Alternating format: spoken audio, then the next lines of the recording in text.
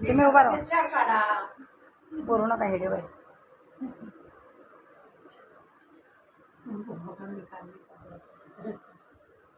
असंही पाहिजे तुम्ही नाही येणार ना मग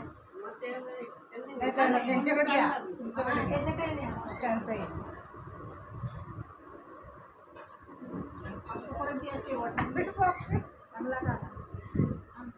त्यांचा काढा आता त्यांचा काढा आपण घर पण काढते त्या काढा काढा पोपट काढा काय नाचत होता